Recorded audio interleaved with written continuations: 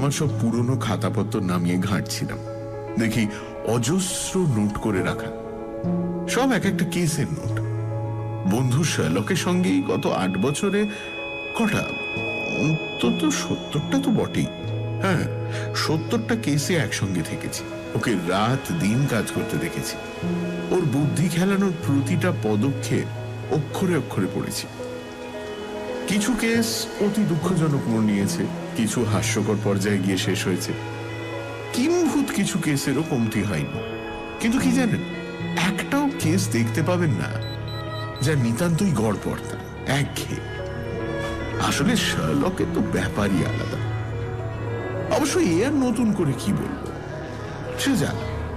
আসলে শার্লক তো কখনোই স্রেফ টাকার জন্য কাজ করতে যায়নি, সর্বক্ষণ ওকে তাড়িয়ে বেড়াতো অদ্ভুতুড়ের আনন্দ, এমন একটা কিছু যা মুহূর্তেই আক্রান্ত করবে ওকে অনবদ্যভাবে, ছাড়খাড় করবে ওর মন মাথা।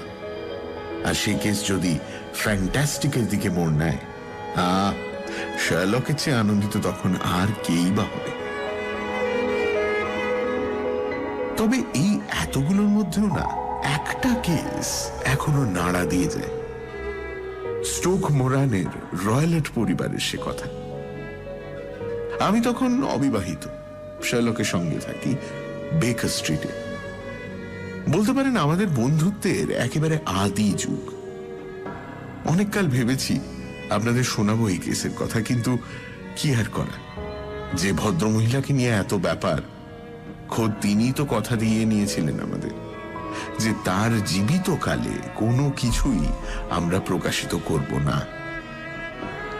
তবে এই গত মাসে তার অকাল প্রয়াণে আমি প্রমিস মুক্ত হয়েছি। 1883 সালের এপ্রিল মাস, বেশ সকাল তখন, মানে খামোখাম এই সময়ে আমার ঘুম ভাঙেই না। তো হঠাৎ দেখি নাকের ডগায় শার্লক, একেবারে ফিটফাট, যেন এক্ষুনি বেরোবে। ঘুম জড়ানো চোখে দেখলাম 7:15 বাজে। বেশ অবাক হলাম, কারণ একে তো নিজে সাধারণত ঢের বেলা করে উঠতো, আর দ্বিতীয়ত ও যখন ইচ্ছে উঠুক গে যাক, আমি কেনই বা আমার অভ্যেস ভাঙবো বলুন তো? একটু বিরক্তই হলাম। অবেলায় ঘুম ভাঙানোর জন্য দুঃখিত ওয়াটসন, কিন্তু কি করি বলো, আজ সকাল থেকে তো এমনটাই হয়ে আসছে। মিসেস হাডসনকে কি একজন টেনে তুললো, তারপর মিসেস হাডসন আমায়, আর ডমিনো এফেক্টে এবার আমি তোমায়। উফ, কেন, কি হয়েছে? আগুন নাকি? ক্লায়েন্ট। যা বুঝতে পারছি, কোনো এক মহিলা এসেছেন দেখা করতে, এবং অত্যন্ত উত্তেজিত তার মনের অবস্থা বোধ হয়। আপাতত সিটিং রুমে তিনি উপস্থিত। এখন ব্যাপার হচ্ছে, এই ঘোরতর অবেলায় যখন কোনো কম বয়সী নারী এসে অন্যদের ঘুম থেকে তোলেন, তখন সচরাচর ধরেই নেওয়া যায় অতি গুরুত্বপূর্ণ কিছু জানান দিতে চান। যদি শুনে মনে হয় কেসটি জবরদস্ত, তবে নিশ্চয়ই তুমিও একেবারে প্রথম ধাপ থেকে তাতে মগ্ন থাকতে আগ্রহী হবে, এবং তা ভেবেই আমার এই ঘুম ভাঙানোর পরিকল্পনা। হ্যাঁ, বলো কি? আরে, I wouldn't miss it for anything, বন্ধু বল। এই এক সাংঘাতিক নেশা আমার, জানেন, শার্লককে জটিলতার পরত খুলতে দেখা। উফ, এই একবার মনে হবে যেন অঙ্ক কষছে, তার পরক্ষণেই দেখবো অদ্ভুতভাবে নিজের ইন্টুইশনের উপর বিশ্বাস করে কোনো আজব খেল দেখানো। সে যাক, আমি এক লাফে বিছানা ছেড়ে খানিক ব্রাশ করে নিলাম, নিয়ে এক দৌড় লাগালাম ওর সঙ্গে সিটিং রুমের উদ্দেশ্যে।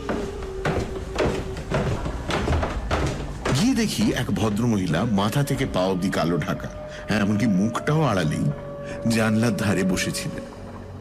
আমাদের দেখেই উঠে দাঁড়ালেন। গুড মর্নিং ম্যাডাম, আমি শার্লক হোমস, আর ইনি আমার বন্ধু, সহযোগীও বটে, ডক্টর ওয়াটসন। ওনার সামনে মন খুলে বলতে পারেন যা বলার। আপনার জন্য একটু কফি বলি? বেশ কাঁপছেন তো আপনি, একটু ফায়ার প্লেসের কাছটাই এগিয়ে আসুন না। এই কাঁপুনি শীতের নয়, তবে ভয় মিস্টার হোমস, ভয়, আতঙ্ক। ছেড়ে দিন ভয়, সব ঠিক করে দেওয়া যাবে। নিশ্চিন্ত থাকুন, সকালে ট্রেন ধরে এলেন, তাই তো? আপনি আপনি আমায় চেনেন তাহলে? না, তবে দেখছি তো আপনার বাঁ হাতের তালুতে একটা রিটার্ন টিকিটের অংশ। বেশ আর্লি বেরিয়েছেন নিশ্চয়ই। তারপর একটা ডগ কাটে করে স্টেশনে পৌঁছবার আগে এলেন বেশ অনেকটা রাস্তা, রাইট? আপনি কি করে মানে? হ্যাঁ, কিন্তু কোনো রহস্য নেই এতে ম্যাডাম, সহজ তো। ওই যে আপনার জ্যাকেটের বাঁ হাতের কাজটায় অন্তত 7 জায়গায় কাদার ছিটে সদ্য লাগা, তাই না? কোনো ডগ কাট ছাড়া এমন প্রবল কাদা ছিটবে আর কি বলুন না। আপনি নির্ঘাত চালকের বাঁ দিকটায় বসেছিলেন। জানি না কি করে জানলেন, কিন্তু হ্যাঁ, ইউর রাইট। ভোর 6টা নাগাদ বেরিয়েছি। লেদার হেডে পৌঁছলাম মিনিট 20-তে। তারপর প্রথম ট্রেন ধরেই ওয়াটারলু এলাম। বিশ্বাস করুন, আর পারছি না, আমি পাগল হয়ে যাবো এবার। কার কাছে যাব? কেউ তো নেই। আর যে বেচারি আছে, সে যত্ন করে আমায়, খেয়াল রাখে আমার, সেই বা কি করবে আর? মিসেস ফ্যারিন্টোসের কাছে আপনার নাম শুনেছি, মিস্টার হোমস। আপনি তো তাকে বিপদের দিনে খুব সাহায্য করেছিলেন।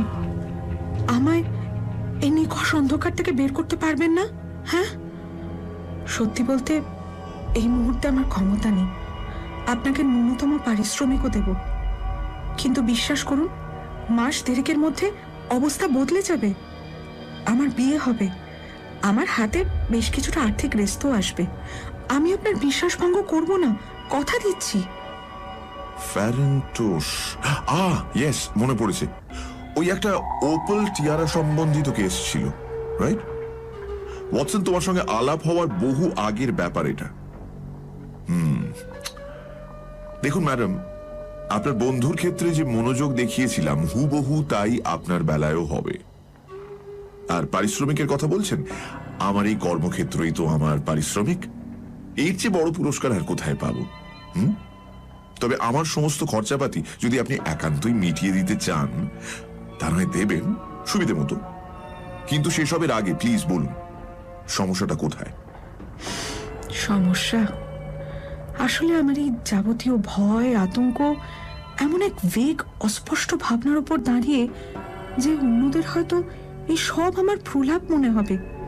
এমনকি একমাত্র যাকে আমি বিশ্বাস করি, আমার সবটা বোঝাতে পারি, সেও এসবকে এক নার্ভাস মহিলার অত্যুক্তি ধরে নিয়েছে। মুখের ওপর বলেনি ঠিকই, কিন্তু ওর ভঙ্গিমা স্পষ্ট। ও যেভাবে আমায় বোঝাতে চায়, যেন শান্ত করছে বুঝিয়ে সুঝিয়ে। কিন্তু মিস্টার হোমস, আমি তো শুনেছি আপনি মানুষের অন্তর পড়ে নিতে পারেন অনায়াসে, বুঝে নিতে পারেন পরতে পরতে জমা অসংখ্য অশুদ্ধ আস্তরণ। আমি শুনছি ম্যাডাম, প্লিজ। আমি হেলেন স্টোনার, থাকি আমার সৎ বাবার সঙ্গে, যিনি স্টোকমোরনের রয়্যালট পরিবারের শেষতম বংশধর। সারের পশ্চিমের সীমান্ত ঘেঁষাই পরিবার, ইংল্যান্ডের প্রাচীন স্যাক্সন পরিবারের অন্যতম। নামটা তো চেনা আমার। এই পরিবার এককালে গোটা ইংল্যান্ডের ধনীতম পরিবারের মধ্যে গণ্য হতো। কোথায় না কোথায় ছিল এদের সম্পত্তি, উত্তরে বার্কশায়ার থেকে পশ্চিমে হ্যাম্পশায়ার অব্দি। ক্রমাগত পতন বলতে পারেন শুরু হয়েছে গত শতাব্দী থেকে। ওই যা হয় আর কি, ভুল লোকের হাতে পড়ে হেলায় হারালো এক এক করে সমস্ত কিছু। আর এক জুয়াখোরের হাতে পড়ে শেষমেশ এমন সঙ্গীন অবস্থা হলো যে খান কতক একর জমি আর একটা 200 বছর পুরনো বাড়ি ছাড়া আর কিছুই অবশিষ্ট নেই। তাও তো ও বাড়িও মর্টগেজের ভারী নুয়ে। ও বাড়িতে শেষ যিনি ছিলেন, তাকে অ্যারিস্টোক্র্যাটিক পপার বললেও অত্যুক্তি হয় না। গিয়েছিল তো সর্বস্ব, শুধু যায়নি তাঁর মেজাজ। তার ছেলে মানে আমার সৎ বাবা বুঝতে পারেন অমনভাবে বাঁচা কষ্টকর, ইনফ্যাক্ট অসম্ভব। ফলে তিনি এক আত্মীয়র কাছ থেকে খানিক ধার করে মেডিকেল ডিগ্রি নিয়ে পাড়ি জমিয়েছিলেন ক্যালকাটা। সেখানে তাঁর দক্ষতা তাঁকে এনে দিয়েছিল অনবদ্য বসার। কিন্তু ওখানেই এমন বিপর্যয় ঘটে গেল, একদিন রাগের চোটে তিনি নিজের খানসামাকে খুন করে ফেলেন। আসলে বিগত কয়েকদিন বাড়িতে চুরিচামারির ঘটনা তাকে এমন রাগিয়ে তুলেছিল যে কপাল ঝরে মৃত্যুদণ্ড এড়িয়েছিলেন। কিন্তু দীর্ঘদিন জেল খাটার ফলে যখন শেষমেশ ইংল্যান্ড ফিরলেন, তখন বাবা সম্পূর্ণরূপে ভেঙে পড়েছেন। হতাশ, অবসাদগ্রস্ত। ডক্টর রয়লেট মানে আমার সৎ বাবা যখন ইন্ডিয়ায় ছিলেন তখনই আমার মা মিসেস স্টোনারের সঙ্গে তাঁর পরিচয়, এবং তারপর বিয়ে। আমার আসল বাবা মেজর জেনারেল স্টোনার বেঙ্গল আর্টিলারিতে ছিলেন। বাবা গত হওয়ার পর মা ফের বিয়ে করেন। আমরা মানে আমি আর আমার যমজ বোন জুলিয়া তখন 2। আমার মায়ের হাতে সে সময় বেশ আর্থিক রেস্ত ছিল, 1000 পাউন্ড তো কম করে। তো মা বিয়ের পর সে সমস্তই ডক্টর রয়লেটকে তুলে দিয়েছিলেন। বলেছিলেন যে আমার আর জুলিয়ার বিয়ের সময় যেন আমরাও তা থেকে খানিক অংশ পাই। কিন্তু ইংল্যান্ড ফিরে আসার কিছুদিনের মধ্যেই মা মারা যান। ক্রুর কাছে একটি রেল অ্যাক্সিডেন্টে তার মৃত্যু হয়। ঘটনার ঠিক পরে ডক্টর রয়লেট লন্ডনে সব ছেড়ে ছুড়ে আমাদের 2 বোনকে নিয়ে চলে এলেন সেই স্টোক মোরেনে। আমাদের তো কোনোই অসুবিধে রইল না, কারণ মায়ের দিয়ে যাওয়া সেই টাকা। কিন্তু বাবা কেমন আমূল বদলে গেলেন। সারাক্ষণ ঘরে আটকে রাখতে লাগলেন নিজেকে। বেরোতেন কালে ভদ্রে যখন, তখন অবধারিত ঝগড়া জুড়ে দিতেন আশেপাশের সকলের সঙ্গে। গত সপ্তাহে তো যা হলো কহতব্য নয়। ভাবতে পারবেন না, স্থানীয় এক কামারকে রেগে মেগে তিনি নদীর জলে ফেলে দিলেন। আমরা আর কি করি, প্রচুর অনুরোধ করে ওদের টাকা পয়সা ধরিয়ে কোনো ক্রমে এই যাত্রায় মেচেছি। আর একটা অদ্ভুত কাণ্ড করেছেন তিনি। কিছু ভ্যাগাবন্ড জিপসিকে ওই পারিবারিক সম্পত্তিতে থাকতে দিয়েছেন। ওরা ওখানে থাকে আর বাবা প্রায়শই ওদের তাঁবুতে গিয়ে থাকেন। মাঝে মধ্যে তো আবার ওদের সঙ্গে বেরিয়ে পড়েন। দিন যায়, সপ্তাহ যায়, কোনো খবর পাই না আমরা। তারপর হঠাৎ একদিন আবার আর এক বিপদ হয়েছে। ওনার ইন্ডিয়ান জন্তু জানোয়ারের প্রতি অসম্ভব এক টান। কেউ একজন আছেন, আমি চিনি না, যে হিসব পাঠায়। আপাতত একটা চিতা আর একটা বেবুন রয়েছে, দুটোই খোলা ঘুরে বেড়ায় বাড়ির কম্পাউন্ডে। স্বাভাবিকভাবেই গ্রামের সকলেই ভয় পায়, কোনো চাকর টেকে না। আমরা 2 বোন মিলে বাড়ির সমস্ত কাজ করতাম। কি সাংঘাতিক মনোকষ্টে আমরা কাটাতাম বুঝতেই পারছেন। বেচারি জুলিয়া মাত্র 30এই তো চলে গেল। ওই বয়সেই সব চুল সাদা হয়ে গিয়েছিল, কি বুড়িও গিয়েছিল না। আপনার বোন মৃত?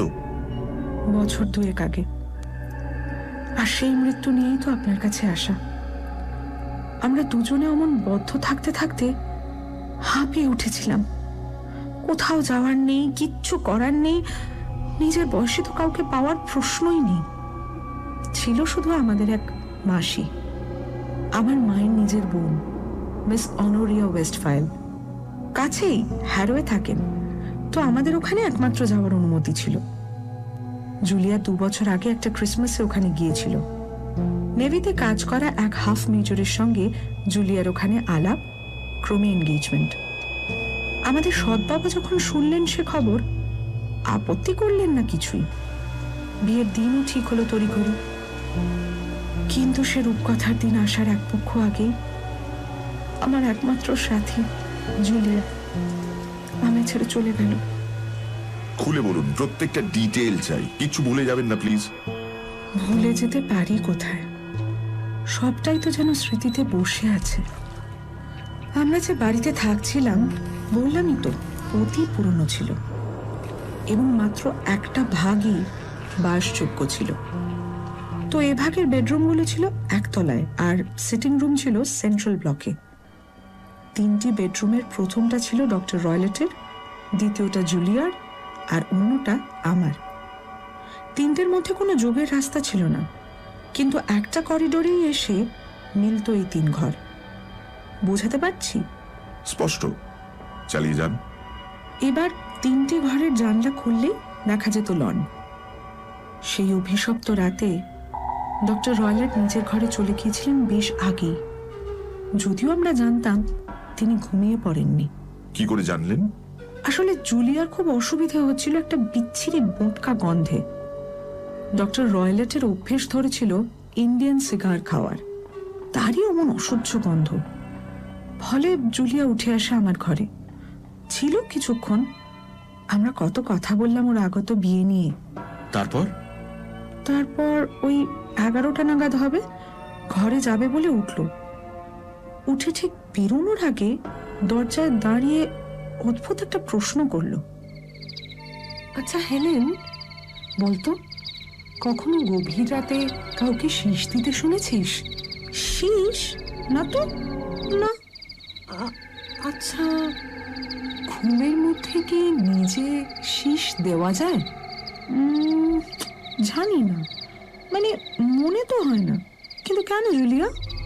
কারণ শেষ কয়েক রাত আমি নিশ্চিতভাবে শুনেছি সেই শীষ। আলতো কিন্তু স্পষ্ট একটা শীষ। প্রতি রাতে 3টে নাগাদ শুনি আমি।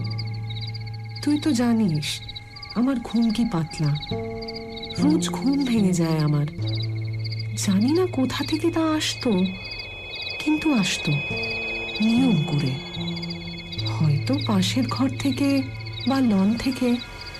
ভাবলাম একবার তোকে জিজ্ঞেস করে যাই, যদি তুই। না রে, আমি শুনিনি। যাক, তুই ভাবিস না, নিশ্চয়ই বিদঘুটে জিপসিগুলোর কেউ একটা। হয়তো বা, কিন্তু লন থেকে এলে তো তুইও শুনতে পেতিস, তাই না? হ্যাঁ, কিন্তু আমি যে তোর চেয়ে অনেক শান্তিতে ঘুমোই রে। আচ্ছা ছাড়, এমন কিছু নয় হয়তো। আমার দিকে স্মিত হেসে তারপর ও বেরিয়ে গেল। অল্পক্ষণ পর ওর ঘরের লক খোলার আওয়াজ আমি পেয়েছিলাম। আচ্ছা, তবে নিজের ঘরের লক বন্ধ করে ঘুমানো আপনাদের কি অভ্যেস ছিল? সব সময়। আর সেটা কেন? ওই যে বললাম না, আশেপাশে একটা চিতা আর বেবুন থাকলে আপনি খুব নিশ্চিন্তে কি ঘুমোতে পারতেন। তা বটে। তো তারপর? আমার স্বভাবতই ঘুম হলো না একেবারে। কিরকম যেন একটা আশু বিপদের আতঙ্ক গ্রাস করছিল। বুঝতেই তো পারছেন, আমরা যমজ যেহেতু, কি অসম্ভব একটা প্রাণের টান আমাদের মধ্যে ছিল। আর বাইরে রাতটাও না কেমন ঝাঁপিয়ে পড়ছিল আমাদের উপর। অঝোর বৃষ্টি শুরু হলো সহসা, সঙ্গে তোলপাড় করা ঝড়। মনে হচ্ছিল যেন উড়িয়ে নিয়ে যাবে এক্ষুনি। জানলাগুলো থরথর করে কাঁপছিল, যে কোনো মুহূর্তেই হাল ছেড়ে দেবে যেন। সে তাণ্ডবের মধ্যেই হঠাৎ আমি শুনলাম স্পষ্ট একটা চিৎকার।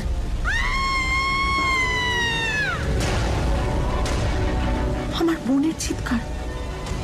অসম্ভব ভয় পেলে কেউ অমন করে চেঁচায়। আমি তৎক্ষণাৎ একটা শল জড়িয়ে দৌড়ে বেরিয়ে এলাম করিডোরে।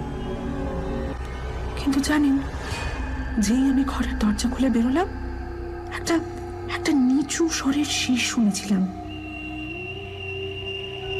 ঠিক যেমনটার কথা জুলিয়া বলেছিল। আর তার কিছু পর আর একটা ভয়াবহ আওয়াজ, যেন একটা বিশাল ধাতুর তৈরি কিছু ঝনঝন করে উঠল। আমি পাগলের মতো দৌড়ে গেলাম জুলিয়ার ঘরের দিকে। গিয়ে দেখি দরজাটা খোলা, পাল্লাটা ধাক্কা খেয়ে একটা ক্যাঁ ক্যাঁ শব্দ করছে। তখনও তো জানি না ভেতরে কি অপেক্ষা করছে। খানিক এগোতেই দেখি জুলিয়া হাতে একটা বাতি নিয়ে কোনক্রমে দরজায় এসে দাঁড়ালো। ভয় ওর মুখ ওই অন্ধকারেও সাদা, হাত দুটো হাওয়ায় কিছু একটা আঁকড়ে ধরতে চাইছে, শরীরটা সামলাতে পারছে না টাল। আমি দৌড়ে গিয়ে ওকে জড়িয়ে ধরলাম, কিন্তু ততক্ষণে ওর আর বিন্দু মাত্র দাঁড়াবার ক্ষমতা নেই। যন্ত্রণায় কাতরাচ্ছিল আমার বোন। জুলিয়া, জুলিয়া, কি হয়েছে বল, বল, কে ওখানে, কে ওদিকে, বল। Helen, Helen, oh my god, Helen, সেই ম্যানটা, the speckle man, the speckle man.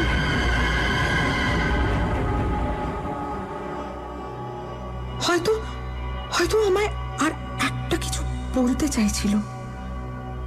একবার ডক্টর রয়লেট, মানে আমাদের সৎ বাবার ঘরের দিকে আঙুল তুলে কি যেন একটা দেখাতেও চাইল, কিন্তু আমি আমি দৌড়ে গেলাম বাবার ঘরের দিকে। তাকে ঢাকতে ঢাকতে দেখি তিনিও ড্রেসিং গাউন পরে দৌড়ে এদিকেই আসছেন। জুলিয়াকে অমন অচৈতন্য অবস্থায় দেখে প্রথমেই তিনি একটু ব্র্যান্ডি খাওয়ানোর চেষ্টা করলেন ওকে। কাজ হলো না। গ্রামের ডাক্তারকেও খবর পাঠানো হলো, কিন্তু জুলিয়া আমার কাছে কোনো কিছুতেই আর ফিরে এলো না। এক মিনিট, ওই যে শীষ আর মেটালিক সাউন্ডটা, আপনি নিশ্চিত সে ব্যাপারে? ঠিক ওগুলোই শুনেছিলেন? এনকোয়ারির সময় করোনারও ঠিক এই কথাটাই জিজ্ঞেস করেছিলেন। এখন দেখুন, বললামই তো কি বেয়ারা রাত ছিল, বাইরে ওরকম তোলপাড়, এবার তার মধ্যে ভুল তো হতেই পারে, কিন্তু আপনার বোন কি বাইরে বেরোনোর পোশাকে ছিলেন? না, নাইট ড্রেসেই তো। আর ওর ডান হাতে দেশলাইয়ের একটা জলা কাঠি ছিল, অন্যটায় দেশলাই বাক্স। অর্থাৎ তিনি কাঠিটা জ্বালিয়েছিলেন। যে মুহূর্তে তার মনে হয়েছিল কোনো কিছু একটা গন্ডগোল হচ্ছে, শি ওয়াজ অ্যালার্মড। আচ্ছা, করোনা তিনি কি পেলেন শুনি? তিনি খুব ডিটেলে সবটা ইনভেস্টিগেট করলেন। আসলে আমাদের সৎ বাবারও তো বিশেষ সুনাম ছিল না গ্রামে, অতএব তবে করোনার মৃত্যুর কোনো স্যাটিসফ্যাক্টরি কারণ খুঁজে পাননি। আমি বলতে পারি দরজা ভেতর থেকেই বেশ এটে সেটে বন্ধ করা ছিল, আর জানলার গরাদগুলো পুরোনো দিনের খাঁটি লোহার, ফলে বেশ নিশ্চিন্ত। চার দেওয়াল তাও একেবারে সলিড, মানে কোথাও কোনো ফাঁপা কিছু তো ছিল বলে মনে হয় না। আর চিমনিগুলো হ্যাঁ খানিক চওড়া ছিল, কিন্তু ওখান দিয়েও কারো ঢুকে পড়াটা অসম্ভব। মানে জুলিয়া সে রাতে একাই ঘরে ছিল যখন অঘটন ঘটে। তাছাড়া ওর শরীরেও তো কোনো অত্যাচারের চিহ্ন দেখিনি।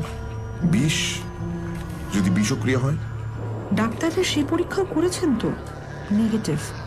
তাহলে আপনার কি মনে হয় কিসে মৃত্যু হলো? আমার ধারণা ভয়, অসম্ভব কোনো কিছুর একটা আতঙ্কে, যদিও সেটা কি তা জানি না।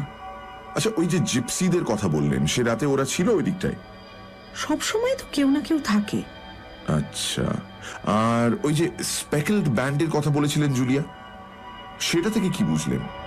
আমি জানি না ঠিক মিস্টার হোমস, কখনো আমার মনে হয়েছে ওটা প্রলাপ, একদম পাগলের প্রলাপ। আবার কখনো মনে হয়েছে ওই যে জিপসিগুলো, ওরা মাথায় একটা রুমাল বাঁধে, কিরম স্পটেড, হয়তো ওগুলো দেখেই জুলিয়া ওই রকম বলেছিল। অত সহজ মনে হচ্ছে না, আরো গভীরে যেতে হবে। হ্যাঁ, বলুন কি বলছিলেন? 2 বছর কেটে গেছে, আমি এখন আরো একা। যদিও এই গত মাসে আমার এক ছোটবেলার বন্ধু আমায় বিয়ের প্রস্তাব দিয়েছে। ওই ক্রেন ওয়াটার আছে না রিডিং এর কাছে, ওখানকারই মিস্টার আর্মিটাজের মেজো ছেলে, পার্সি আর্মিটাজ। আমার সৎ বাবা সবটাই শুনেছেন, আপত্তি করেননি কিছু। আর আমাদের বিয়েও ঠিক হয়েছে আগামী বসন্তে। সে কারণেই 2 দিন আগে আমার ঘরটার মেরামতি চলছিল, ফলে আমি জুলিয়ার ঘরে গেলাম শুতে, ঠিক সেই বিছানায় যেখানে জুলিয়া। কিন্তু মিস্টার হোমস, গত রাতে যা হলো, মানে রাতের অন্ধকারে যখন সর্বত্র নিশ্চুপ, আচমকা আমার কানে এলো সেই শব্দ। সেই চাপা শীষ? ইয়েস ডক্টর ওয়াটসন, সেই শব্দ যা আমার বোন শুনেছিল শেষের সেদিনে। আলো জ্বালিয়ে তন্ন তন্ন করে খুঁজলাম, কিচ্ছু দেখতে পেলাম না। আমি এতটাই ঘাবড়ে গিয়েছিলাম যে আর ঘুমোতে যাওয়ার তো প্রশ্নই ওঠে না। সকাল হতেই তাই আমি তড়িঘড়ি আপনাদের এখানে। তা বেশ করেছেন, কিন্তু আপনি আমায় সব খুলে বললেন কি? হ্যাঁ, মানে হ্যাঁ তো। না মিস রয়লট, আপনি বলেননি। আপনার সৎ বাবার কিছু একটা আপনি লুকোচ্ছেন। কি বলছেন কি? হঠাৎ শার্লকের একটা কাণ্ড দেখে স্তম্ভিত হয়ে গেলাম। ও মিস রয়লেটের হাঁটুতে রাখা ডান হাতের কবজি থেকে লেস দেওয়া পোশাকের অংশটা ঝট করে তুলে নিল। বেরিয়ে পড়ল 5 আঙুলের কড়া একটা ছাপ। এটা কি মিস রয়লট? লুকোচ্ছেন না বললেন, তাই তো? আপনাকে তো আপনার সৎ বাবা অত্যাচার করেন, তাই না? অত্যাচার? না না, এই কি বলছেন? আসলে খুব বলশালী মানুষ তো, ঠিক বুঝতে পারেন না কতটা চাপ দিয়ে ফেলেছেন। অত্যন্ত জটিল মনে হচ্ছে। আরো 1000টা কথা আমার জানা একান্ত প্রয়োজন, তারপর নয় ভাবা যাবে পরবর্তী পদক্ষেপ। আর সময়ও তো হাতে নেই। আচ্ছা ধরুন আজই আমরা স্টোক মোরান যাই, যদি আপনার সৎ বাবার অজান্তে সবকটা ঘর দেখতে পাবো। কেমন কোইন্সিডেন্স দেখুন, আজই উনি বলছিলেন শহরে কি সব যেন জরুরি কাজ আছে, সময়ও লাগবে বোধহয় বেশ খানিক, ফলে আপনারা আজ এলেই সুবিধে। একজন হাউসকিপার আছেন ওখানে, তবে তিনি তো বয়স্ক, তার উপর একটু বোকা শোকাও, আর আমি তাকে কায়দা করে সরিয়েও দেব। উত্তম বন্দোবস্ত। তা ওয়াটসন, তোমার নিশ্চয়ই আমার সঙ্গে আসতে বিশেষ আপত্তি নেই? আপত্তি? খেপেছ? চমৎকার। তবে রাইট মিস রয়লট, তাই ঠিক রইল, আমরা দুজনে আসছি আজ। আর এখন কি করবেন? এই কয়েকটা কাজও রয়েছে, ওগুলো একটু মিটিয়ে নি, কিন্তু চিন্তা করবেন না, 12টার ট্রেনে ঠিক ফিরে যাব, আপনারা পৌঁছানোর আগেই। ও আচ্ছা, আমরাও যথাসময় পৌঁছে যাব। আমারও টুকটাক কিছু কাজ রয়েছে, তারপরই রওনা দিয়ে দেবো। কিন্তু আপনি একসঙ্গে ব্রেকফাস্ট করে যান না? মাফ করবেন, আমার এখন অনেকটাই হালকা লাগছে। এই যে সবটা খুলে বলতে পারলাম, আমি অপেক্ষা করব। আজ আসি।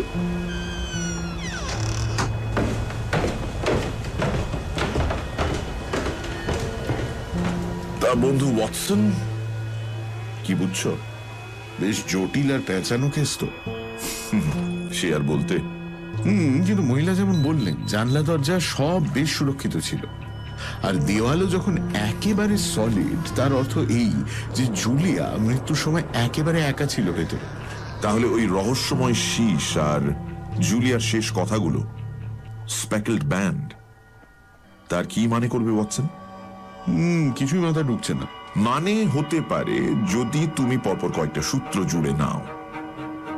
প্রথমত, মাত্র রাতেই পাওয়া শীষের শব্দ, তারপর ওই জিপসিদের উপস্থিতি, ওদের সঙ্গে ডক্টর রয়লটের সখ্য। আবার ধরেই নেওয়া যেতে পারে যে ডক্টর রয়লট কিছুতেই চাননি মেয়ে বিয়ে করে চলে যাক।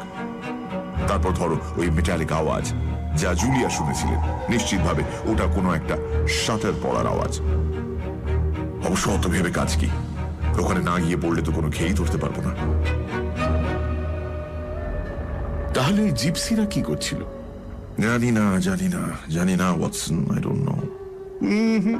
আমার কিন্তু তোমার এই থিওরিটা মোটেই পোষাচ্ছে না। আমারও বিশেষ না ওয়াটসন, আর তাই তো আমরা আজ স্টোক মোরান যাচ্ছি। গিয়ে একবার সবটা দেখি, মতলবটা কি, ফেটল কিছু নয় তো নাকি? আবার এখন কোন মক্কেল উদয় হলেন? হঠাৎ দেখি দরজা ঠেলে সত্যি এক অপরিচিত ঢুকে এলেন। ইনফ্যাক্ট দরজা ঠেলে বলার চেয়ে দরজা ভেঙে বলাটা বোধহয় সমীচীন হবে। যিনি এলেন তার শরীর স্বাস্থ্য বেশ জবরদস্ত, পরনে অদ্ভুত একরকম পোশাক, বলতে পারেন শহুরে ও গ্রাম্যর এক মিশেল। মাথায় হ্যাটটা এমন লম্বা যে আরেকটু হলেই দেওয়াল ছুঁতো, মুখে হাজারটা ভাঁজ, আর যেন সূর্যের তাপে পুড়ে হলুদ মুখশ্রী, চোখে স্পষ্ট কোনো দুরভিসন্ধি। আপনাদের কোনজন হোমস? কে হোমস? হ্যাঁ, এই যে আমি, বলুন। আমি doctor Grimesby Roylott of Stoke Moran. Right, বসুন। বিশ্বাস করুন, আমি কিন্তু কোনো রকম মানে কোনো বাজে কিছু করিনি। আমার সৎ মেয়ে এখানে এসেছিল, আমি খবর পেয়েছি।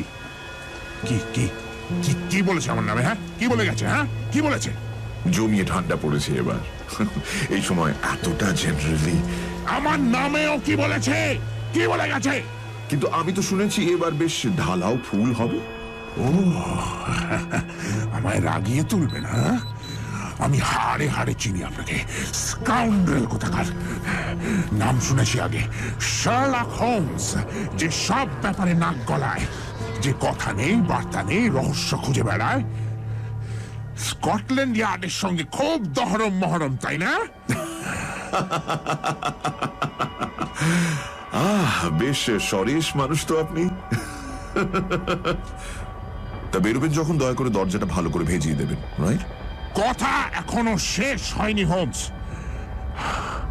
আর ফালতু নষ্ট করার সময়ও না আমার নেই। আমি জানি হেলেন স্টোনার এখানে এসেছিল। শুধু একটাই কথা মনে করিয়ে দিতে চাই মিস্টার হোমস, আমার ব্যাপারে নাক গলাবেন না, বুঝেছেন? কারণ আমি কিন্তু সাংঘাতিক সর্বনেশে। খেয়াল রাখবেন যেন ভবিষ্যতে আমার খপ্পরে না পড়েন।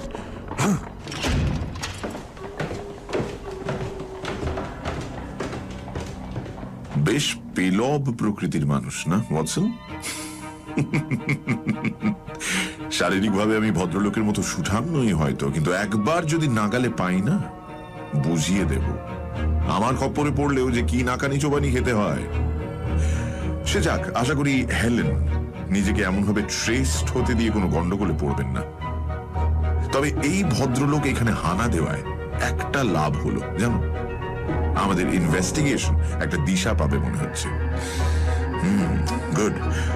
আপাতত কিছু একটা খাওয়া যাক, তারপর আমি ডক্টরস কমন্সে একবার ঢু মারবো, যদি এই ডক্টর রয়লট সম্পর্কিত কিছু পেয়ে যায়।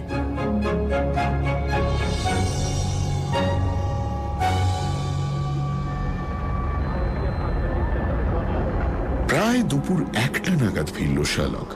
হাতে ধরা ছিল একটা নীল কাগজ, তাতে ভর্তি এক গাদা নোট, ফিগার। মৃত স্ত্রীর করে যাওয়া উইলটা দেখলাম, বুঝলে? পুঙ্খানুপুঙ্খ হিসেব টিসেবও করে ফেললাম। মানে মৃত্যুর সময় তার কাছে যে 1100 পাউন্ড ছিল, তার দাম এখন পড়ে গিয়ে হয়েছে 750। এবার বিয়ে করলে 2 মেয়ের তার থেকে 250 পাউন্ড প্রাপ্য। ফলে দুজনেই বিয়ে করে ফেললে আমাদের সদা হাস্যময় ভদ্রলোকের কপালে জোটে কি ওয়াটসন? অতি অল্প। আমার এই সারা সকালে দৌড়দৌড়ি আদৌ জলে যায়নি, কারণ এইবার আমি নিশ্চিত লোকটার একটা স্ট্রং মোটিভ রয়েছে এই বিয়ে আটকানোয়। তবে আমাদের কিন্তু এখানে দাঁড়িয়ে নষ্ট করার সময় নেই ওয়াটসন, বিশেষ করে যখন তিনি বুঝে ফেলেছেন আমরা এই কেসে অলরেডি হাত দিয়েছি। তো চলো, অফ টু ওয়াটারলু। ও হ্যাঁ, একটা রিভলভার সঙ্গে নিও, ওকে? কখন কাজে লাগে। তার সঙ্গে একটা টুথব্রাশও। আর না, মনে হয় না আর কিছু লাগবে।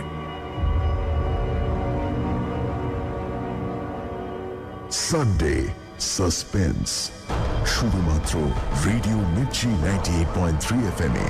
It's hot.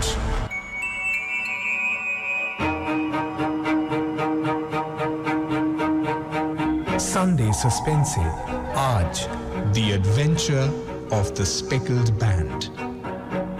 একদিন সাত সকালে শার্লকের সঙ্গে দেখা করতে আসেন এক ভদ্রমহিলা। তার নাম হেলেন স্টোনার।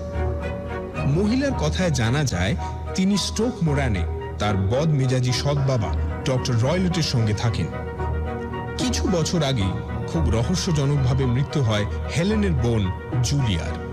মৃত্যুর আগে শোনা গিয়েছিল এক অদ্ভুত শীষের শব্দ, আর গত রাতে সেই শব্দটাই আবার শুনতে পান হেলেন। তারপর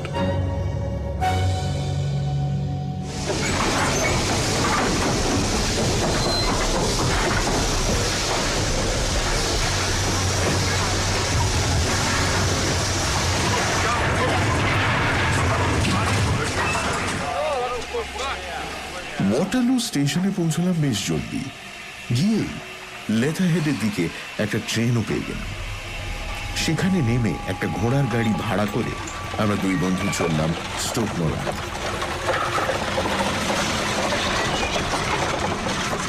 সারি কাউন্টির অপূর্ব মনোরম রাস্তা পেরিয়ে প্রায় 4-5 মাইল যেতে হলো আমাদের।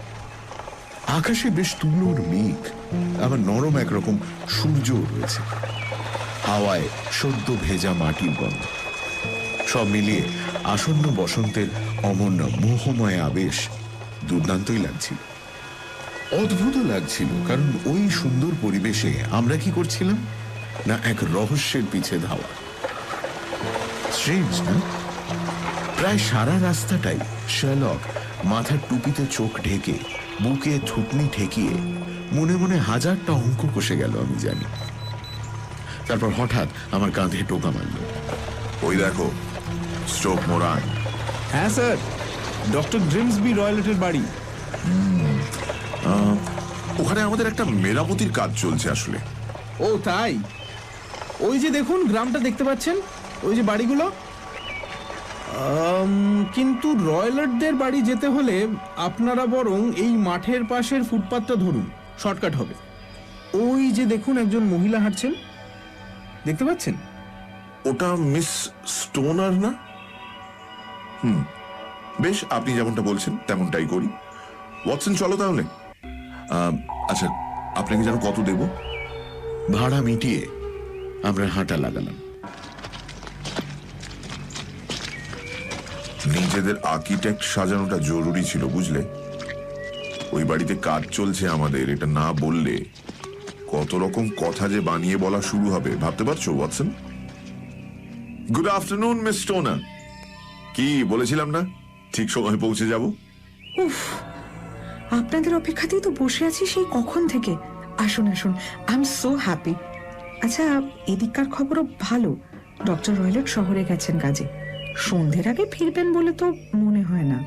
তার সঙ্গে সাক্ষাতের সৌভাগ্য আমাদের ইতিমধ্যেই হয়েছে মিস স্টোনার।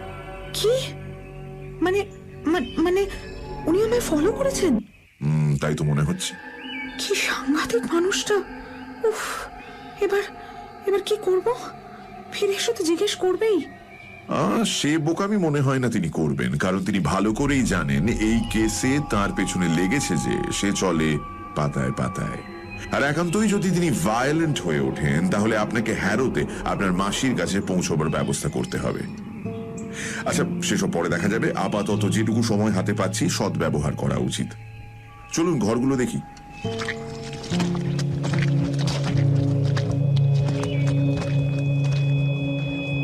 বাড়িটা গ্রে রঙের পাথরের তৈরি। একটা সেন্ট্রাল পোর্শন আর দুদিক থেকে দুটো কাঁকড়ার দাঁড়ার মতো বেরিয়ে আসা অংশ। একদিকের বেহাল অবস্থা, জানলাগুলো ভাঙা, কাঠের পাটাতন দিয়ে সব ব্লক করা। ছাদটা প্রায় সম্পূর্ণ ধসে গেছে, মোটের ওপর ধ্বংসস্তূপ বললে ভুল হয় না। মাঝের অংশটার অবস্থা খানিকটা ভদ্রস্ত, আর ডান হাতের যে ব্লকটা সেটা একেবারে আধুনিক। জানলায় পরিপাটিভাবে ব্লাইন্ড লাগানো, নীল ধোঁয়া বেরোচ্ছে চিমনি দিয়ে, মানে স্পষ্ট বোঝা যায় এখানেই রয়্যালটরা থাকেন। মেরামতির কাজ চলছিল বটে, অংশ বিশেষে কিছু ভাঙা, মুইটই লাগানো, কিন্তু কোনো মানুষ চোখে পড়ল না। শার্লক আগাছায় ভর্তি লনটা ঘুরে দেখল, জানলার বাইরের অংশটাও বেশ মনোযোগ দিয়েই পরীক্ষা করল। তারপর একটা ঘরের বাইরে দাঁড়িয়ে কি একটা ভেবে,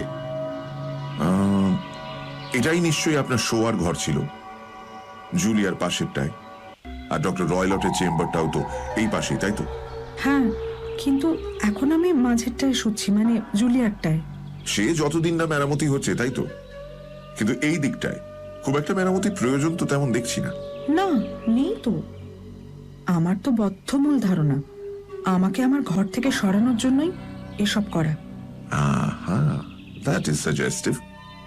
আচ্ছা, এবার এই সরু অংশের উল্টো দিকে একটা করিডর, 3টে ঘর থেকে বেরিয়েই যেখানে এসে পড়া যায়। আচ্ছা, এইদিকে তো ঘরের জানলাগুলো আছে, তাই তো? ও দিয়ে কেউ গলে বেরোতে পারবে না। অর্থাৎ আপনারা 2 বোন সেদিন যখন দরজা বন্ধ করেছিলেন এই দিক দিয়ে কারো ঢোকা সম্ভব ছিল না, রাইট? এক কাজ করুন তো, একটু আপনার ঘরে গিয়ে এই করিডোরের দিককার জানলাগুলো খুলে রাখুন, কিন্তু শাটারটা কষে বন্ধ করে দিন।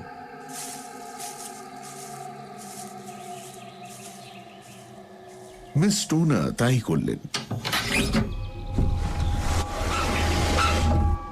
তারপর শার্লক ওই খোলা জানলাগুলোর মধ্যে দিয়ে হাত ঢুকিয়ে খুব করে চেষ্টা করলো বন্ধ শাটারটা খুলে ফেলার, কিন্তু কোনো কাজ হলো না। আসলে একটা ছুরি ঢুকিয়েও যে ছিটকিনিটা খুলবে সেটুকু ফাঁকও নেই।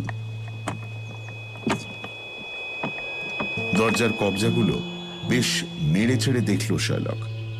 আরো ভাবতে হচ্ছে ওয়াটসন, শাটারগুলো যদি কেউ ভালো করে বন্ধ করে রাখে সত্যিকারও গোলে ঢোকা অসম্ভব।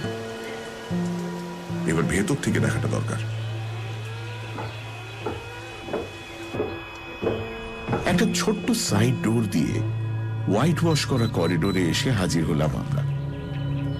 পাশাপাশি 3খানা বেডরুম। শার্লক শটার সেই ঘরটাতেই গিয়ে ঢুকলো যা আপাতত হেলেন স্টোনার ব্যবহার করেন, যা আসলে সেই ঘর যেখানে জুলিয়া মারাত্মক কোনো এক অভিজ্ঞতার সম্মুখীন হয়েছিল। এমনি ঘরটা মোটের উপর বেশ ছিমছাম, থাকতে মন্দ লাগবে না। সিলিংটা নিচু, একটা পেল্লায় ফায়ারপ্লেসও রয়েছে, ঠিক পুরনো দিনের বাড়ির মতো। একধারে ব্রাউন রঙের কিছু ড্রয়ার, একটা সরু সাদা খাট, আর জানলার বাঁদিকে একটা ড্রেসিং টেবিল।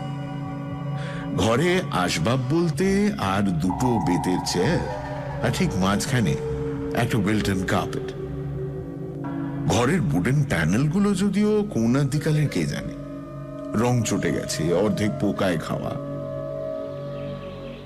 শার্লক হঠাৎ একটা চেয়ার টেনে এক কোণে গিয়ে বসল। মুখে একটাও কথা নেই, কিন্তু চোখগুলো ঘুরছিল সারা ঘর। আমি জানি মানুষ চোখে সবটা তুলে রাখছে সে।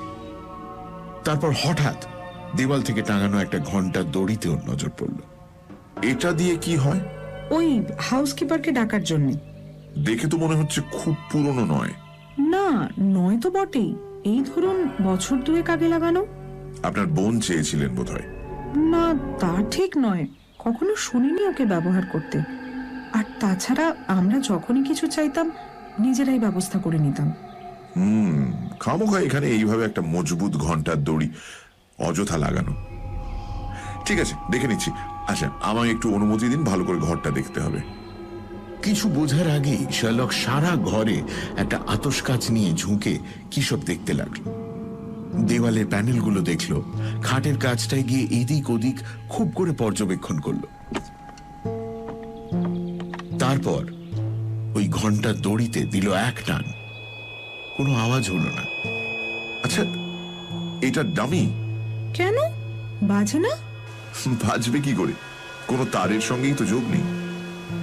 How interesting. দেখুন, ওপরের ওই ভেন্টিলেটরটাই দেখুন, ওখানে একটা হুকের সঙ্গে লাগানো মাত্র। অ্যাবসার্ড, খেয়ালই করিনি আগে কখনো। সত্যি খুব স্ট্রেঞ্জ, অদ্ভুত কয়েকটা ব্যাপার রয়েছে ঘরটায়। খেয়াল করেছেন এই ঘরের ভেন্টিলেটর আর একটা ঘরের দিকে মুখ করা? মানে আর্কিটেক্ট এত খেটে খুঁটে কেন এমনটা করলেন? বাইরের হাওয়াই যদি না ঢোকে ঘরে, তাহলে ভেন্টিলেটরের লাভই বা কি? এটাও ওই বছর দুই আগে করানো। খুব ইন্টারেস্টিং। একটা ডামি ঘন্টার দড়ি, একটা এমন ভেন্টিলেটর যা আদতে ভেন্টিলেট করে না। মিস্টার ওনা, আমায় কিন্তু এবার ডক্টর রয়লটের ঘরটাও একবার দেখে নিতে হবে।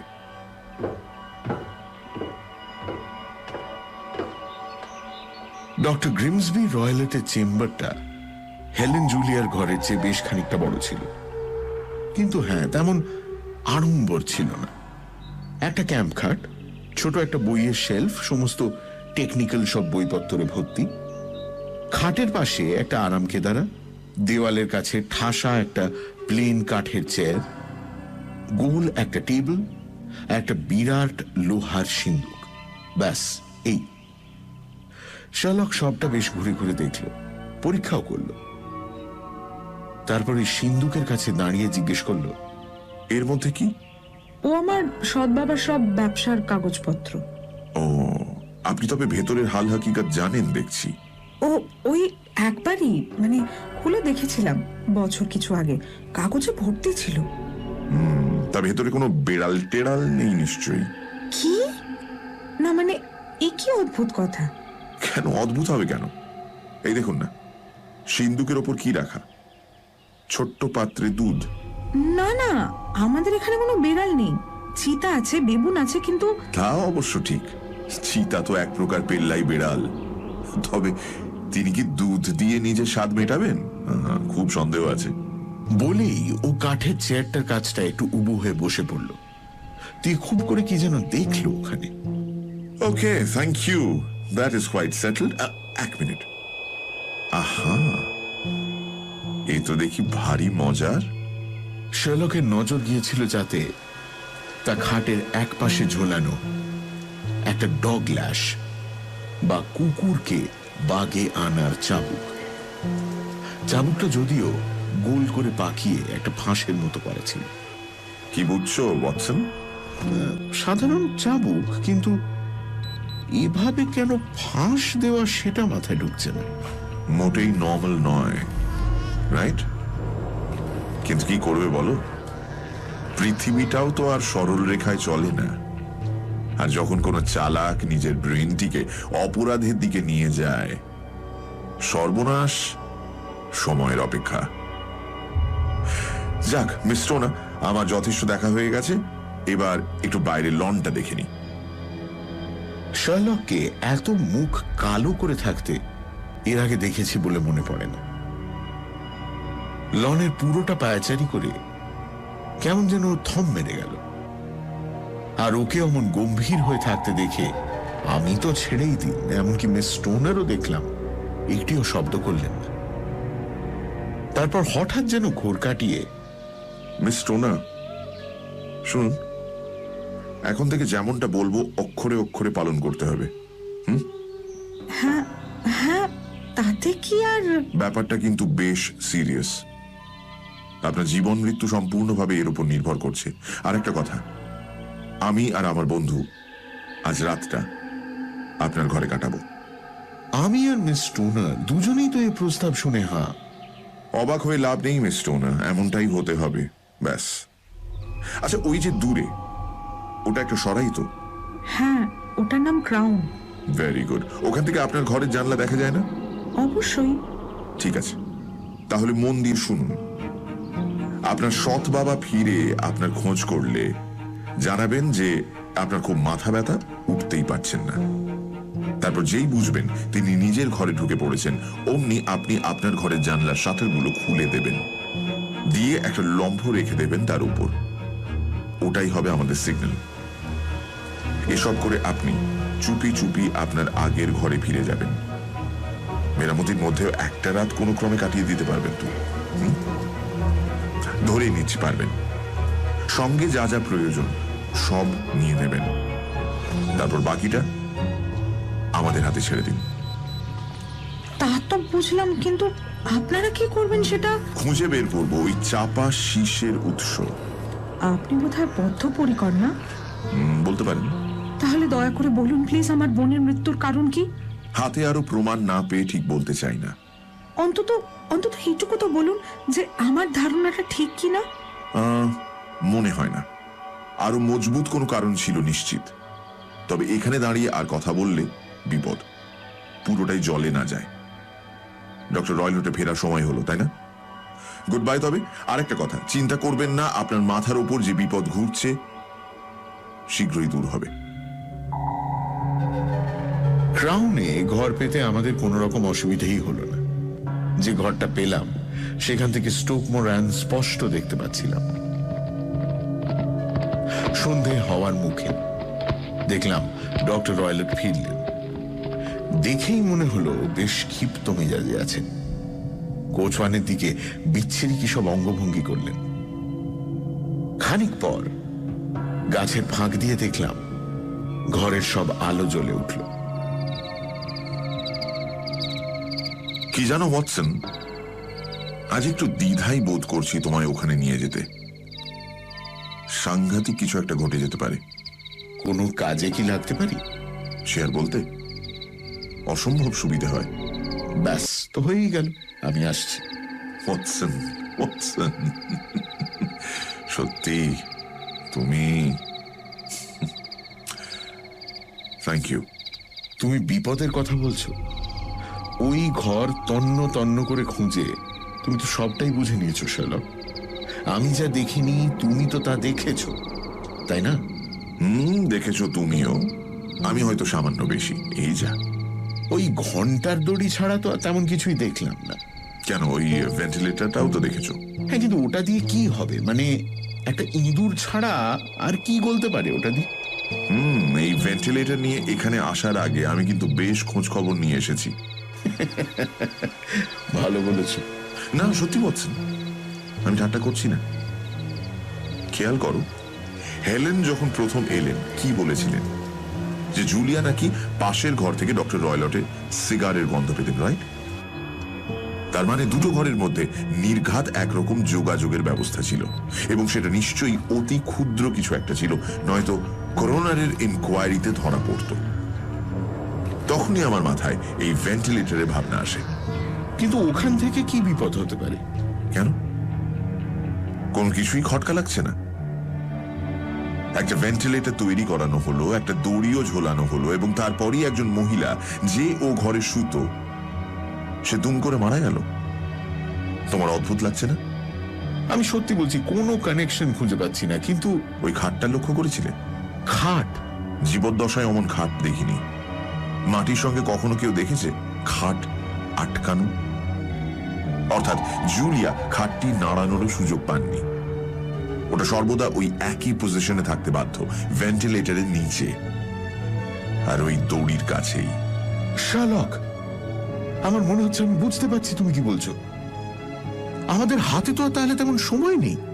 রাইট ওয়াটসন, সাংঘাতিক একটি প্ল্যান, এবং কি সূক্ষ্ম বটে। দেখবে কোনো ডাক্তার যখন অপরাধের দিকে এগোয় কি মারাত্মক হয়ে ওঠে সে। কারণ এক তো তার সে জ্ঞানটা আছে, আর দুই অসম্ভব শক্ত নার্ভও। বাবা অ্যান্ড প্রিচারের এই জগতে বেশ নাম ডাক ছিল, কিন্তু এ তো দেখছি দুকাঠি এগিয়ে। তবে ওয়াটসন, আমার বিশ্বাস আজ রাতে জবর একটা খেল দেখব, ডেঞ্জারাস একটা খেলা। তো তার আগে এসো দু বন্ধুতে পাইপে জমিয়ে সুকটান দেওয়া যাক।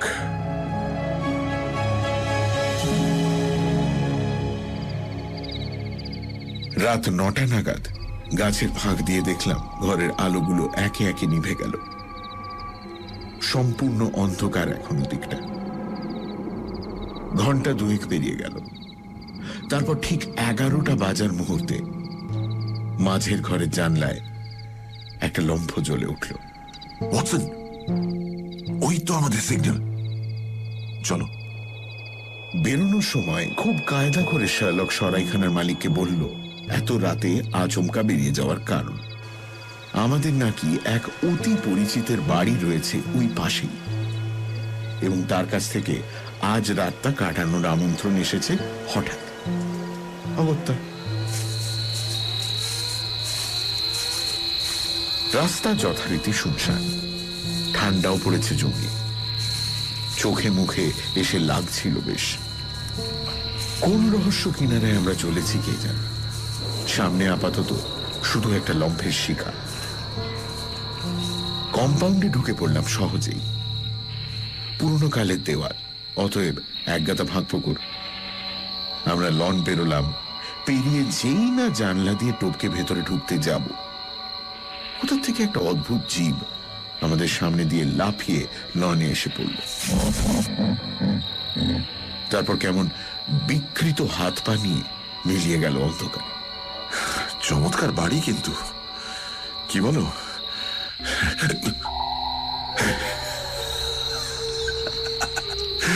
বাবুন, ভুলেই গিয়েছিলাম এই বাড়ির আজব সব জীবজন্তুর কথা। হঠাৎ মনে হলো এই রে, এবার যদি চিতাটাও লাফিয়ে ঘাড়ে ওঠে। ফলে শার্লকে দেখা দেখি যেই না আমরা পা টিপে টিপে বেডরুমে প্রবেশ করতে সক্ষম হলাম, হাঁপ ছেড়ে বাঁচলাম। শার্লক নিঃশব্দে জানলা শাটারগুলো ভেজিয়ে দিল, লম্ফটা এনে টেবিলে রাখল, তারপর আমার কানের কাছে মুখ আনলো। একটা শব্দ আমাদের সর্বনাশ ডেকে আনতে পারে, কিন্তু সাবধান, আলো নিভিয়ে বসবো আমরা, নয়তো ওই ভেন্টিলেটর দিয়ে মক্কেল দেখে ফেলতে পারে। আর শোনো, খবরদার ঘুমিয়ে পড়ো না, কারণ তোমার জীবন ওই ঘুম বা না ঘুমের উপর নির্ভর করছে। পিস্টলটা হাতে রেখো, যে কোনো সময় লাগতে পারে, রাইট? আমি ওই খাটটার ধারে বসছি, তুমি যাও ওই চেয়ারে। আমি রিভলভারটা টেবিলে রাখলাম, আর শার্লক দেখলাম সঙ্গে একটা ছড়ি এনেছিল, সেটা খাটে রাখলো। তার পাশে ওই একটা দেশলাই বাক্স আর মোটা একটা মোমবাতি রাখলো। লম্ফটা নিভিয়ে তারপর আমরা সম্পূর্ণ অন্ধকারে মিশে গেলাম। কতক্ষণ যে অমন ভয়াবহ আবহে আমরা বসেছিলাম খেয়াল নেই। নিঃশ্বাস বন্ধ রেখে আমরা অপেক্ষা করছিলাম কোনো এক সাংঘাতিক বিপদ ঘটা।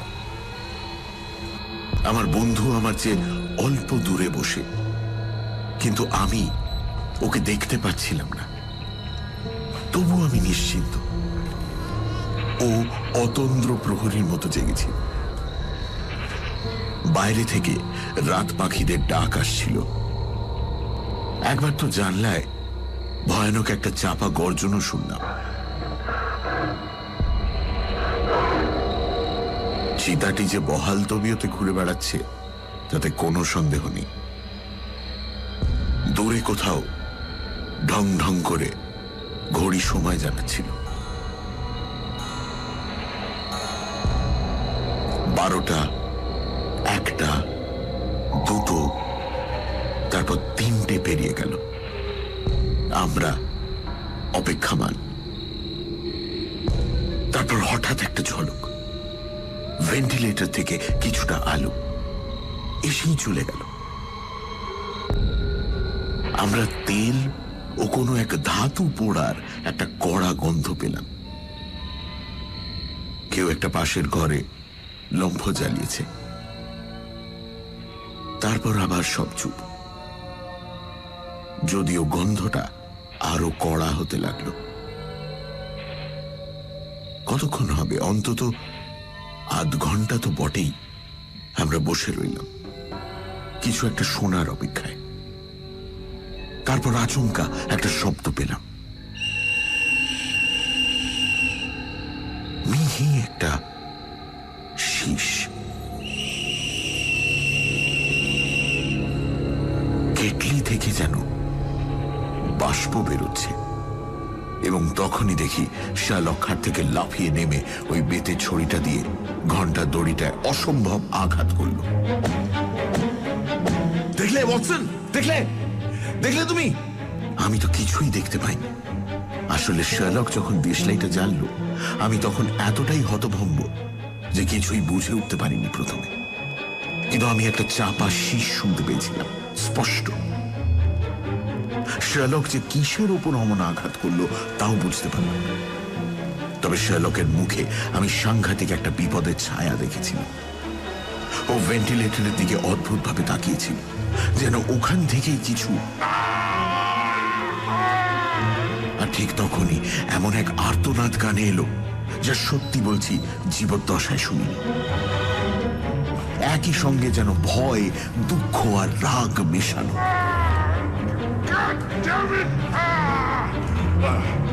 ক্ষণে ক্ষণে তা বেড়ে চলল। অনেক পরে শুনেছি ওই চিৎকারে নাকি দূরে গ্রামেরও অনেকে ধরফড়িয়ে উঠে পড়েছিল। পিলে চমকানো সে চিৎকার বেশ কিছুক্ষণ চলার পর শেষমেশ স্তব্ধ হল। আবার নিস্তব্ধতা ঘিরে ফেলল চারপাশ। আমার চোখে মুখে তখন অসীম জিজ্ঞাসা। ইটস অল ওভার ওয়াটসন, এবং সম্ভবত শেষমেশ সব ভালোই হলো। তোমার পিস্টলটা নাও, ডক্টর রয়লটের ঘরে ঢুকবো আমরা। থমথমে মুখ নিয়ে শার্লক লম্ফটা জ্বালালো। তারপর করিডোর দিয়ে ডক্টরের চেম্বারের দিকে এগোলাম আমরা। একবার টোকা, দুবার। কেউ ভেতর থেকে কোনো উত্তর দিল না। তখন আমরা ধীরে ওই ঘরে ঢুকলাম। আমার হাতে পিস্তল ওঁচানো। ঢুকে দেখলাম টেবিলে একটা লণ্ঠন জ্বলছে তখনও। তার আলোটা গিয়ে পড়েছে ওই লোহার সিন্দুকটায়, যেটা আধ খোলা পড়ে রয়েছে। পাশের কাঠের চেয়ারে বসে ডক্টর গ্রিমসবি রয়লেট, লম্বা একটা গ্রে রঙের ড্রেসিং গাউন পরা। কোলে তার সকালে দেখা সেই চাবুকটা। সিলিং এর দিকে অদ্ভুত এক দৃষ্টি দিয়ে নিথর তার দেহ। মাথার কাছটায় দেখলাম কি যেন একটা অসম্ভব শক্ত করে জড়ানো, কিরকম হলুদ রঙের আর ব্রাউন চাকা চাকা, দ্য স্প্যাকেলড ব্যান্ড। আমি একটু এগোতেই দেখি ওই ব্রাউন চাকা চাকা জিনিসটা নড়ে উঠল, উঠে আচমকা ফনা তুলে আমাদের দিকে তাকাল। ওয়াটসন, এটা সোয়াম্প অ্যাডার। ইন্ডিয়ায় পাওয়া যায়, ভয়ানক প্রজাতি। মানুষটা কামড় খাওয়ার 10 সেকেন্ডের মধ্যে মারা গেছে। এই হয়, অন্যের জন্য গর্ত খুঁড়লে একদিন না একদিন তাতেই পড়ে মরতে হয়। প্রকৃতির নিয়ম, কি করবে বলো। সে যাক, আপাতত এনাকে নিজের বাসায় ফেরত পাঠানো যাক। চল, তারপর মিস স্টোনারকে সেফ কোথাও একটা পাঠিয়ে কাউন্টি পুলিশকে খবর দেওয়া যাক। এরপরে শার্লক বেশ দুঃসাহসিক একটা কাজ নিমেষেই করে ফেলল। মৃত রয়লেটের কোল থেকে ওই ফাঁস লাগানো চাবুকটা তুলে ও খুব সন্তর্পণে সাপের মুখে পরিয়ে দিল। তারপর তাকে লোহার সিন্ধুকে পাচার করল। তারপর আর কি, যা হওয়া তাই হলো। মিস স্টোনারকে সমস্ত ঘটনা জানানো হলো। স্বভাবতই তিনি খুব ভেঙে পড়লেন। পরের সকালেই তাকে হ্যারোতে তার মাসির কাছে পৌঁছে দেওয়ার ব্যবস্থা হলো। ইনকোয়ারি হলো, এবং কি অসাধারণ তার ফল। পুলিশের মত, ডক্টর গ্রিমসবি রয়লেট সাংঘাতিক এক পোষ্যের সঙ্গে খেলতে গিয়েই নাকি মৃত্যুবরণ করেছেন।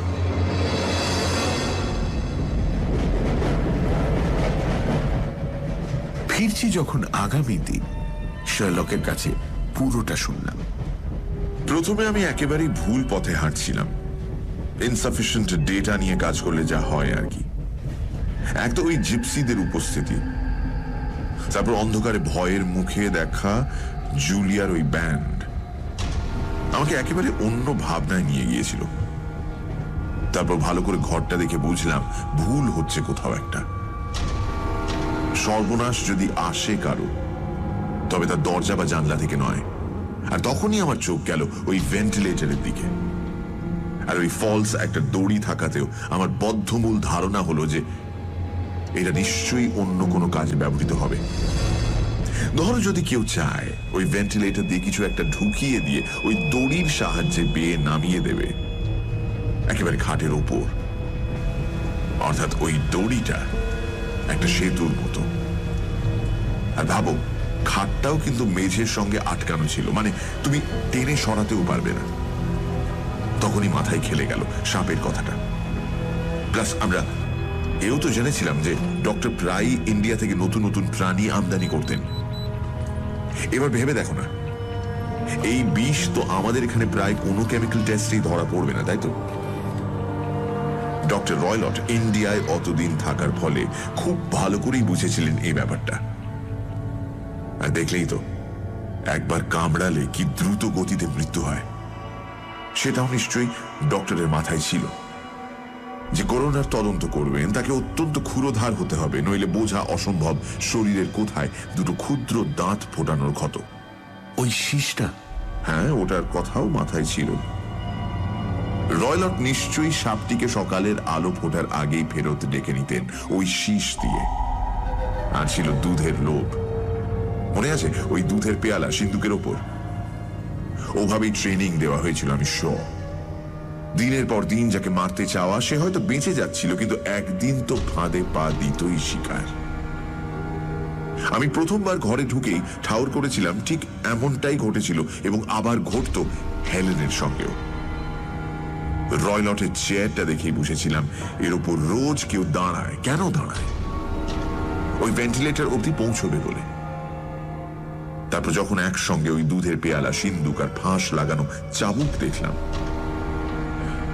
আমার মনে আর কোনো সন্দেহই রইল না। আর ওই মেটালিক সাউন্ডটা? ওটা হলো ওই সাপ ঢুকে গেলে সিন্দুক বন্ধ করার শব্দ।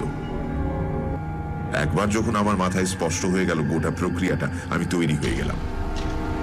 সাপের চাপার স্বর আমি শুনেছিলাম, আর শোনা মাত্র আলো জ্বালিয়ে প্রাণপণ আঘাত করেছিলাম ওর উপর, যার জেরে ওটা ভয়ে পালিয়ে গেল উল্টো পথে, এবং ঘাবড়ে গিয়ে পাল্টা কামড় বসালো মনিবের ওপরেই।